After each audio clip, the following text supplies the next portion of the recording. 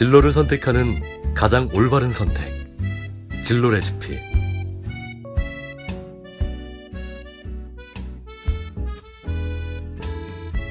안녕하세요. 진로 레시피입니다. 소설 보물성과 지킬 박사와 하이드의 작가 로버트 루이스 스티븐스는 이런 말을 했습니다.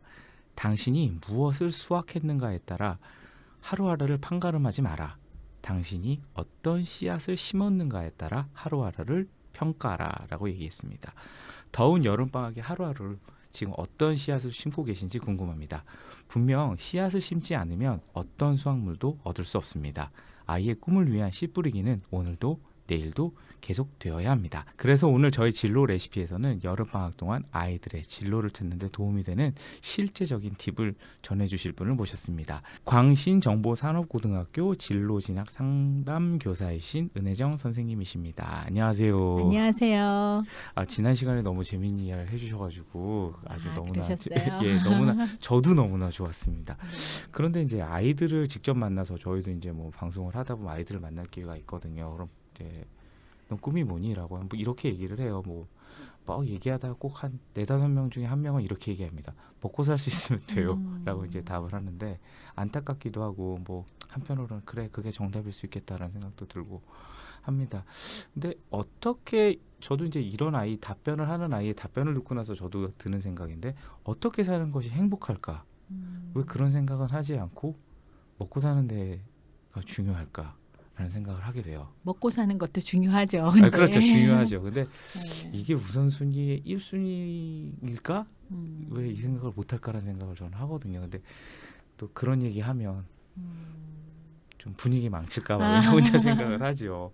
네. 이런 생각을 아이들 행복이라고 하는 거, 나에 대한 나의 행복이라는 걸 좀 생각을 하면 좋을 텐데 맞아요. 예, 어떻게 하면 좋을까요, 이걸? 네, 생각해봐야죠. 저는 이제 수업 주제 중에 행복이란 무엇일까라는 수업이 있어요. 그래서 내가 생각하는 행복은 뭐뭐다.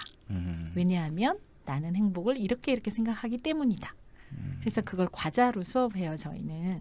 과자로요? 네, FAT라고 그래서 푸드 아트 테라피 기법을 제가 사용해서 과자를 조마다 많이 놓고 집에서도 해보셔도 좋아요. 과자 놓고 그냥 A4 용지 같은 거 놓고 내가 생각하는 행복을 과자로 한번 꾸며보자. 뭐 같이 꾸미셔도 되고요. 그리고 정의해 보는 거예요.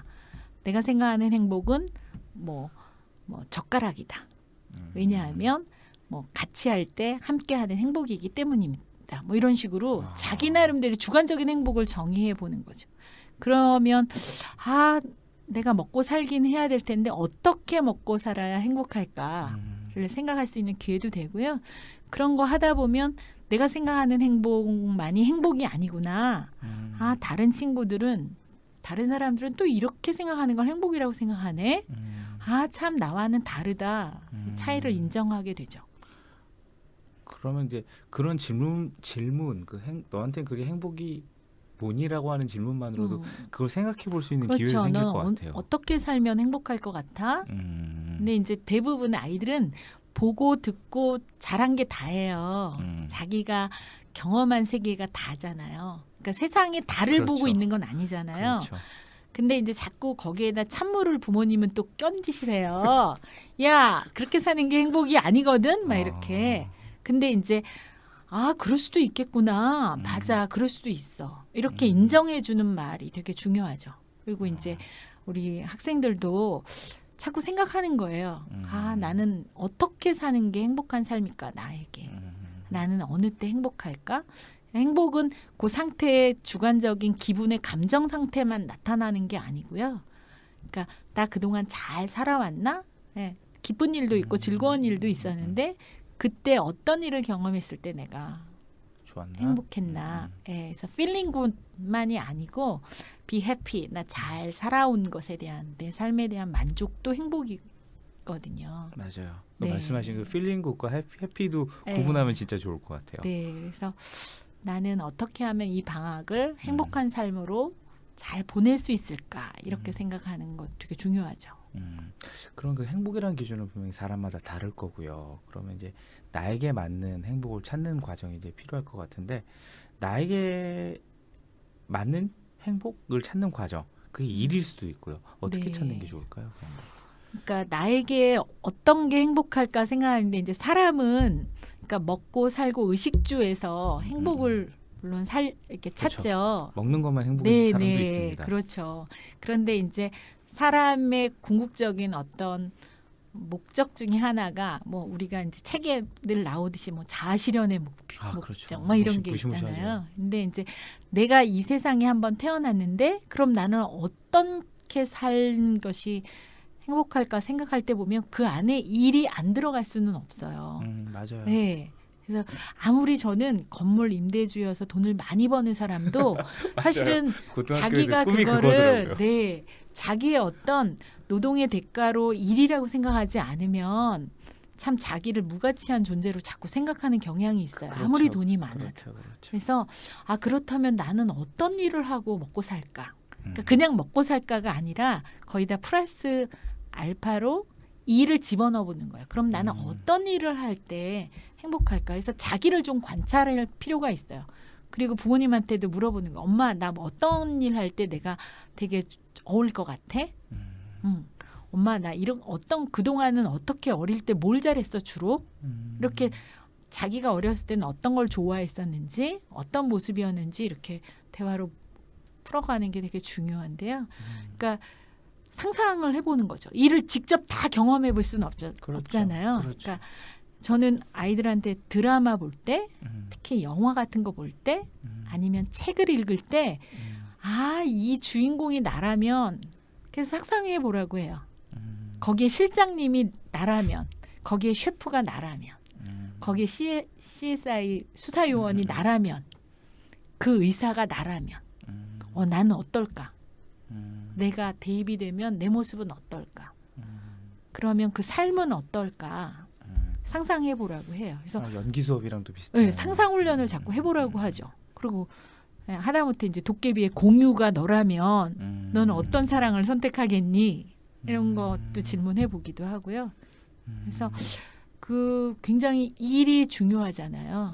그러니까 나는 어떤 일을 할까에 대한 고민을 하면서 난 어떤 걸 할 때 즐거워하는지, 어떤 건 싫어하는지, 어떤 건 힘든지, 어떤 힘든 고비를 어떻게 넘겨왔는지에 대한 것들을 쭉 한번 적어보고 생각해 보면 내가 어떤 길로 나가는 게 괜찮을 것 같다. 그런 생각이 좀 들죠. 그래서 좋아하는 걸 찾긴 쉽지 않아요. 차라리 싫어하는 걸 빼면 맞아요. 나머지는 다 맞아요. 좋다고 맞습니다. 생각하면. 맞습니다. 싫어하는 건 참 정리가 잘 되는데 네. 좋아하는 건 참 정리가 빨리 네, 안 되는 것 같아요. 맞아요. 그럼 이제 그런 어떤 내가 행복하는 일을 찾는 방법을 알았어요. 그러면 이제 그거를 쫓아가야 되는데 그게 이제 뭐 요리사라 그래도 요리사도 너무 다양하고 어떤 구체적인 핀포인트가 딱 집어주는 게 되게 좋을 것 같은데 그렇죠. 그걸 롤모델이라고 얘기할 수도 있을 것 같은데 자기가 원하는 롤모델 아까 이제 말씀해주신 뭐 드라마도 예를 드셨는데 그런 것도 롤모델로 삼을만 한가요? 드라마의 어떤 가상 속의 인물을 삼아도 되죠. 그런데 이제 롤모델을 정한다는 건 그게 이제 탐색 과정이잖아요. 그러니까 진로에 대한 정보 탐색 과정이에요. 근데 이제 진로에 대한 정보 탐색 과정이 어떤 드라마 작가나 영화 감독에 의해서 이렇게 허구화된 거는 실존이 아닐 수 있잖아요. 그러니까 어떤 거는 가능한 모습이고 가능하지 않은 모습일 수도 있으니까 올바른 정보를 찾고 그 안에서 실제로 존재하는 인물 중에 롤모델을 선정하면 더 좋은 거죠. 그래서 그런 분들 어떻게 만나죠? 직접 만나는 일이 요새는 이제 서울시에서 사람책 도서관 이런 것도 있고요. 네, 저는 이제 아이들한테 교육기부 사이트도 많이 활용하라고 얘기해요. 그래서 사람책 도서관이라고 이렇게 검색만 해도 여러 지자체나 이런 NGO 단체에서 서비스하는 것도 되게 많고요. 어떤 롤모델이 꼭 실제 사람을 만나면 물론 좋겠지만 실존 인물에 대한 정보를 담은 책이나 뭐 정말 실존에 의거한 드라마나 영화는 저는 굉장히 역사 속에 그게 인물이라고 할지라도 도움이 된다고 하거든요. 그러니까 막연한 세종대왕 이순신이었지만 그분의 어떤 모습이 나한테 참 마음에 와닿아서 나는 이런 삶을 사는 사람이 되고 싶어. 그렇게 할 수 있잖아요. 그러니까 그런 롤모델을 찾고 그러니까 그러니까 멀리서 찾으려고 해요. 근데 내 주위에도 얼마든지 있다는 거죠. 우선 내 주변을 무시하고 시작하니까. 그렇죠. 예, 근데 동네에 갔더니 자기를 너무 열심히 하고 늘 미소로 손님을 맞는 마트 아줌마. 의 그 삶의 모습, 정성스러운 모습이 내 모습이 되면 좋겠다. 이렇게 생각하면 그분이 그런 쪽에서는 나의 롤모델이 될 수 있는 거죠. 한 번도 결근하는 일 없이 어쩜 늘 웃으면서 저렇게 짜증내지 않고 사람들을 대할까. 나도 저렇게 살아야 되겠다. 이런 게 내 삶의 롤모델일 수 있죠. 또 학교 같은 제일 학생들이 이제 선생님들을 많이 만나니까 다양한 선생님들이 계시잖아요. 학교에는. 근데 참 지식만큼은 정말 저 선생님 어쩜 저렇게 수업을 잘 준비할까. 인간성까지는 잘 모르겠으나 정말 그 선생님이 자신의 지식을 전달하는 과정에서 드리는 노력, 와 저런 모습은 정말 내가 닮고 싶다.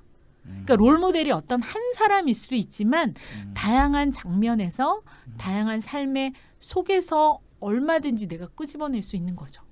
그러면 저희가 이제 고등학교 친구 중에 하나 이런 애가 있었어요. 그 친구가 이제 저는 저 말고 어떤 선생님을 지칭하면서 전 저 선생님처럼 되고 싶어요라고 얘기를 했어요. 그래서 왜? 저는 그랬어요. 왜? 그러니까 저 선생님은 어떤 어려움이 와도 다 웃으면서 넘겨요 그러는 거예요. 다 넘기더라고요. 근데 그게 자기는 너무 보기 좋았대요. 네.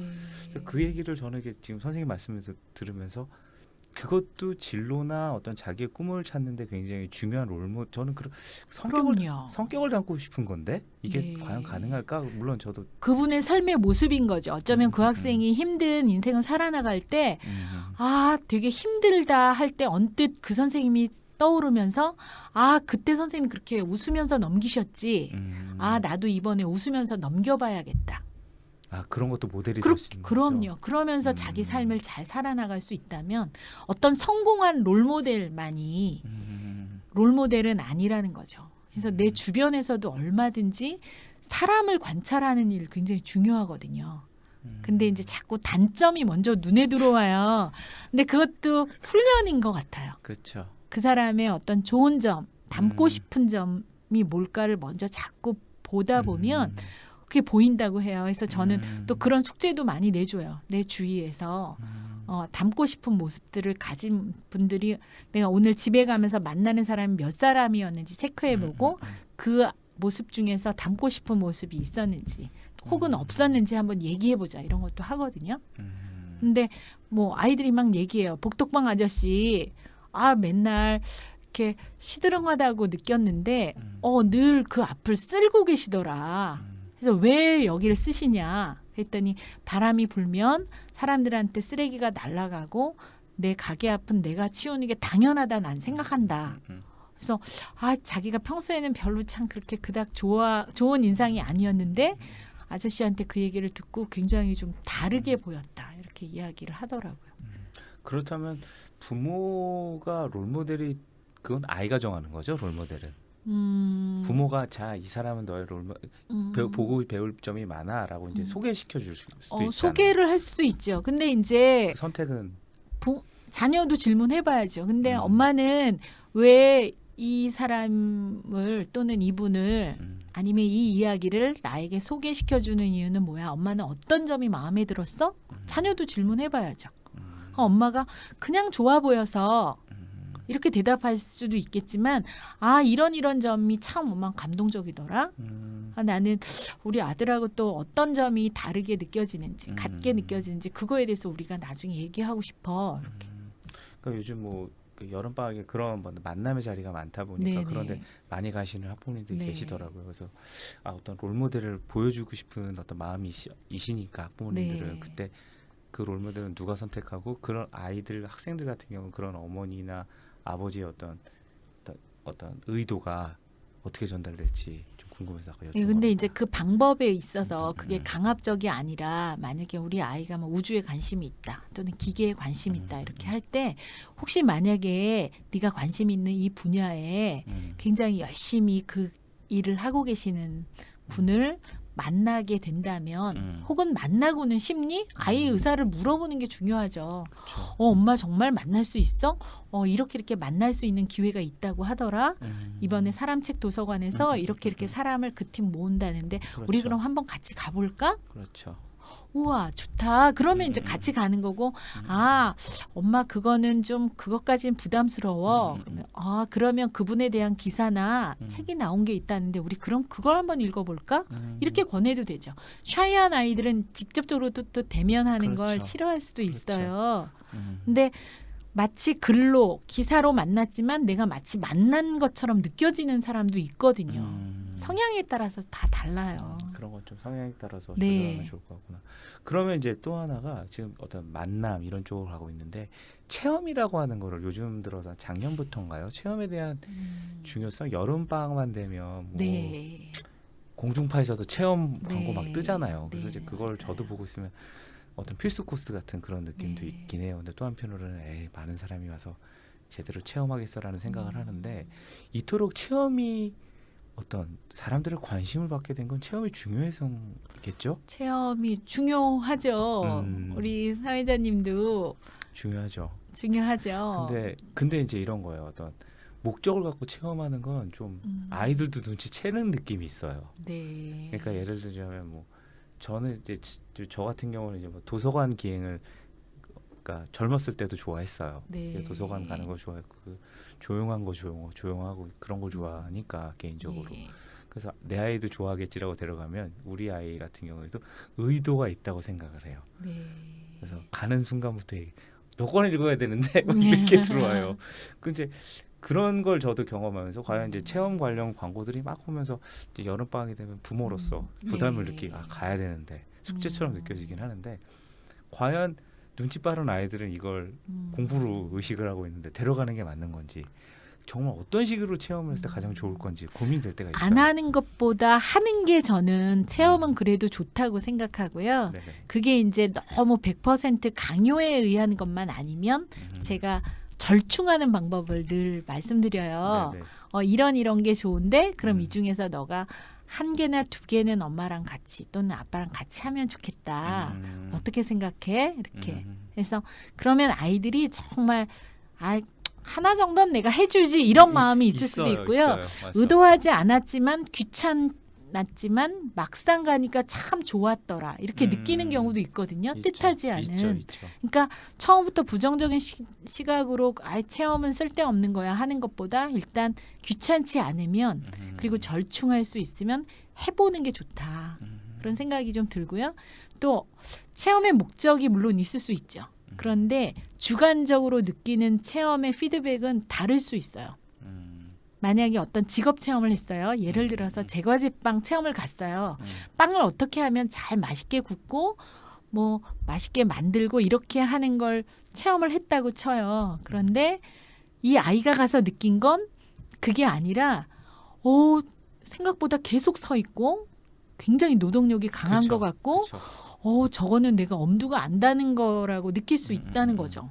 그러니까 좋은 피드백만이 꼭 체험에 좋은 결과가 아니라 그러니까 그렇게 이런 이면이 있었네를 느끼는 것도 저는 체험이라고 생각해요. 그러니까 해보는 게 좋죠. 근데 이제 그게 강제가 아니라 이런 것들이 있는데 너는 어떤 것부터 먼저 하고 싶어? 이렇게 아예 결제받아야 되는 건가요? 순위를 아니요. 그러니까 할래 안 할래 이렇게 대화를 끌어나가지 마시고요. 부모님들한테 네네. 이렇게 했는데 순위를 네가 한번 정해봐. 이렇게 하는 게 좋다는 거죠. 그러면 1순위 네가 제일 가장 좋아하는 거 컴퓨터 관련 박물관, 게임 넥슨이나 게임 박물관 좋아. 그럼 순위를 아이한테 순위를 정하게 하면 주도권을 넘겨주면 부모님이 되게 편하시기도 하고요. 그리고 순서대로 잘 진행되기도 하고 뒷부분이 좀 비록 잘려도 아이가 좀 미안한 마음이 늘 있어요. 그러면 그 다음에는 좀 엄마나 아빠가 권하는 걸 또 그럼 한번 해볼까? 이런 생각을 가지게도 되죠. 재미네요. 그런 생각을 한 번도 못하고. 네. 그러니까 저희 같은 경우 이제 체험 이후에 그 근처에 맛집이 있느냐 네. 이런 것도 생각을 하다 보니까. 근데 그런 것도 중요하지 않나요? 맛집? 그렇죠. 근데 네. 그렇게 정하다 보니까 또 아이에게 물어본 적은 없죠. 네. 근데 이제 저는 직업 체험 특히 뭐 많죠. 체험을 부모님들이 자꾸 어떤 직업을 체험하는 거로만 국한하셔서 그렇죠. 또 그리고 이제 밖에 사교육 시장에서 또 그렇게 많이 유도를 하니까 근데 체험이 꼭 직업 체험이 아니어도 저는 다양한 체험이면 좋겠어요. 오감 체험. 저는 그거 되게 많이 권하거든요. 미술 뭐 이런 거 말씀. 그러니까 여러 가지 문화 예술이어도 음. 좋고 그게 공연이어도 좋고 그냥 거리 관찰이어도 좋고 부모님 사시던 옛날 동네 데려가는 옛날 집, 옛날 같이 뭔가 어른들. 하는 게 체험인 거네요. 그럼 네, 체험이라는 게. 같이 동행해 주는 것도 한 방법이고요. 아니면 마을 입구에 기다리고 있으면서 네가 한번 골목 돌아보고 와도 좋을 것 같아. 이렇게 권해도 좋아요. 그래서 한번 잠깐의 독립적인 시간을 주는 거죠. 그래서 저는 요새는 학교에서도 직업 체험도 물론 같이 병행을 하지만 그런 오감 문화예술 체험 많이 하는데 그 중에 기억 남았던 게 어둠 속의 대화라는 그거 네. 그 깜깜한 카페. 네, 2시간 동안에 음. 어둠 여행을 하는 거예요. 100분이 굉장히 금방 지나가요. 처음엔 굉장히 두려움으로 시작하는데 근데 아이들의 그 체험 보고서 받아보면 자기가 여지껏 초등학교, 중학교, 고등학교 동안 전체 통틀어서 가장 자기한테 마음에 와닿는 체험이었다 이렇게 고백하거든요. 뭘 배우나요? 그러니까 이제 내가 눈으로 보는 게 다라고 생각했는데 눈이라는 어떤 시각이 없어지니까 가까이 느껴지게 되는 굉장히 자기의 다른 감각을 의존하게 되고 의지하게 되는 가봐야겠다. 네. 정말. 근데 아니, 나중에 그러니까 그런 거예요. 지금 말씀하시는데 보통 체험이 부모님은 재미없어요. 네. 이게 저도 재미없는데 아이를 데리고 가면 재밌지라는 말을 저는 못 하겠더라고요. 내가 보기에도 재미없는데 걔가 재미있을까? 이런 생각 들고 줄도 너무 길고 아까 말씀하신 대로 그래 너 오늘 집에 갈 때 다리 아픈 거 알겠다. 근데 또 그러니 또 말도 못 하겠는 거예요. 네. 가니까. 네, 미술관 체험도 저는 이제 아이들 미술관 체험도 가요. 그런데 어떤 누구 유명 작가 작품이 이걸 꼭 봐야 돼 이게 아니고요. 맞아요. 저는 입구에서 아이들한테 미션을 주로 줘요. 어떤 그러니까 거 좀 오늘 팁 좀 마음대로 자유롭게 다 다녀도 돼. 우리가 1시간 뒤에 만날 때는 가장 이렇게 둘러보다가 지치면 쉬기도 하는데 그래도 내 마음에 이렇게 훅 들어오는 것들이 하나쯤은 있으면 좋겠어. 없으면 최선의 하나를 그래도 골라봐. 그것도 훈련이야. 그런데 내가 왜 이게 나한테 이렇게 확 와닿았는지 잠깐 1분 동안 서서 감상은 해줘. 그리고 그걸 사진 찍어와. 그리고 그 나중에 이제 우리가 둘러서서 이야기를 좀 나눠보자. 서로 어떤 사진을 찍어왔는지. 그래서 하나 정도 찍어오는 거는 별로 어렵지 않거든요. 애들이 그것까지야 뭐 그러고 이제 자유롭게 관람하고 쉬고 하죠. 근데 정말 자꾸 하다 보면 하나 정도가 마음에 이렇게 편안하게 들어오거나 되게 이상해서 왠지 마음이 자꾸 끌리거나 그런 게 있다고 하더라고요. 선생님 그래서 2번 가봤어요. 2번째 화장실 갔다가 다시 갔더니 또 느낌이 달랐어요. 참 이상해요. 맞아요. 그래서 작가가 누군지 다시 한번 쳐다보게 됐어요. 그리고 뭐 누구 작가라고 그러고 궁금하면 도슨트한테 물어보기도 하고 그래서 스스로 자꾸 그렇게 시도가 생기는 거죠. 그러니까 이 미술관에는 지금 누구 작품이 뭐 몇 점 전시돼 있고 그게 중요하지 않고 누군지를 몰라. 더 창피한 거. 네. 맞습니다. 그래서 그냥 뭔가 누군 건지 모르지만 괜히 내 마음을 움직이는 날 편안하게 하는 또는 화가 나게 하는 그림도 있거든요. 그렇죠. 왠지 근데 자꾸 생각나고 그러니까 그런 걸 하나씩 좋다. 자기 마음에 드는 그림들 해가지고 오라 그러죠. 저희서 문화예술 체험에 굉장히 관심 많아요. 그래서 뭐 저는 음악 교사는 아닌데도 음악 수업도 막 해요. 그래서 내가 위로받는 음악 오늘 나는 DJ 그런 수업이 그래요. 그래서 내가 위로받는 음악 내가 틀고 어느 때 위로받았는지 소개하고 아이들하고 같이 감상하고.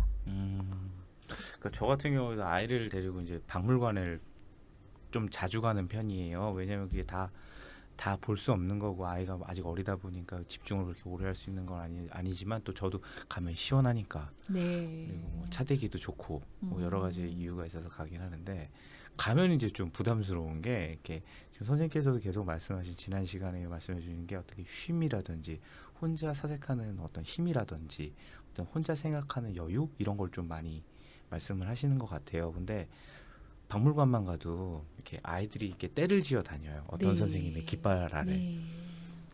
초, 중, 고 다 있습니다. 근데 그럼 이제 그런 걸 이렇게 학부모 입장에서 보고 있으면 우리 아이도 저기다 넣어야 하나? 아빠가 설명하는 건 좀 부족한가? 이런 생각을 하게 돼요. 근데 저 같은 생각 많은 분들이 하실 것 같아요. 진짜 박물관에 아이와 같게 그냥 옛날 총한자로 보여주고 싶어서 갔는데 이렇게 그런 막 이렇게 어떤 집단적인 어떤 사교육의 형태를 보고 나면 좀 좌절하고 하게 될 때가 있어요. 저도 네. 아 넣어야겠구나. 지면 안 되는데 지게 되더라고요. 왜냐하면 이제 그러니까 박물관이 어떤 쉼이나 어떤 여유나 어떤 느낌을 걷는 공간이 아니라 그 순간에는 이렇게 막 어떤 사교육의 현장으로 변하니까 이렇게 딱 마음을 딱 먹기가 쉽진 않더라고요. 저도. 네. 그렇긴 한데 이제 그 현장에 뭐 굳이 넣을 필요까지는 없지만 도슨트 설명이나 이런 것들을 설명회에 참석하면서 관람하게 하는 방법이나 이런 걸 그렇죠. 익혀보는 거는 참 그렇죠, 좋아요. 그렇죠. 근데 요새는 이제 너무 공공시설에 그게 굉장히 잘 되어 있어서 아니면 그 분위기 자체를 즐겨보는 것도 좋고요. 그렇죠. 그래서 저는 이렇게 단체로 가는 것도 물론 좋지만 그 도슨트 설명이 있을 때 그 시간에 맞춰서 되도록이면 저는 학생들을 인솔하려고 애를 쓰는 편이거든요. 그리고 요새는 그 도슨트 설명을 잘 들을 수 있게 개인 리시버가 잘 되어 그렇죠, 있어요. 그렇죠. 그래서 굉장히 속삭이듯이 듣게 되고 또 요새는 어플도 잘 되어 그렇죠. 있고 해서 예. 근데 그 중에 다 건질 필요는 없거든요. 맞아요. 내 마음에 와닿는 거 그리고 뭐 두 번 세 번 자꾸 가고 싶은 곳으로 그 분위기를 느낄 수만 있어도 좋지 않을까. 예, 오늘 선생님하고 이제 말씀을 참 재밌게 나눴는데요. 이제 처음으로 말씀해주신 게 이제 아이들이 어떤 행복을 좀 가질 수 네. 있는 방법을 찾았으면 좋겠다라는 것과 그리고 어떤 롤 모델이라는 게 네. 어떻게 현장에 있는 현실 속에 있는 인물이 아니라 위인이 될 수도 있고 네. 우리 동네 주민이 될 수도 있고 네. 네. 그리고 어떤 삶의 태도를 가진 직업인이 아니라 삶의 태도를 가진 사람일 수도 있다는 말씀. 그리고 이제 가장 오늘 팁이 됐던 거는 여름 방학 때 어디 갈까 정말 고민 많이 됐거든요. 저도. 네. 그래서 선생님께서 어떤 문화예술 쪽으로 말씀을 해주셔서 네. 저도 얼마 전에 그 이제 서울 얘기긴 한데 그 예술의 전당 가면 분수가 있어요. 네, 맞아요. 저희 동네 아 그러세요?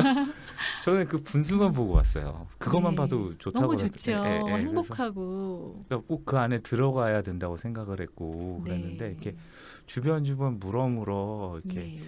이렇게 하다 보니까 이렇게 알려지지 않지만 좋은 장소들을 알게 돼서 너무 좋았어요. 요새 코엑스에 예. 거대한 도서관이 생겼어요. 아 뉴스에 많이 나오는 네. 그거구나. 그곳에 가는 것만으로도 너무 좋더라고요. 그래서 음. 이런 방학 때 그런 돈 안 드는 곳, 그쵸. 네, 문화예술 체험할 수 있는 곳, 덕수궁 야간에 거기는 아. 꼭 티켓을 구하지 않아도 예, 야행길이라고 네. 하나 그렇게 부르죠. 밤에 고궁을 가면 또 굉장히 느낌이 달라요. 아. 아이들 촬영도 해주시고 네네네. 맛있는 것도 또 드시고, 예, 맞아요.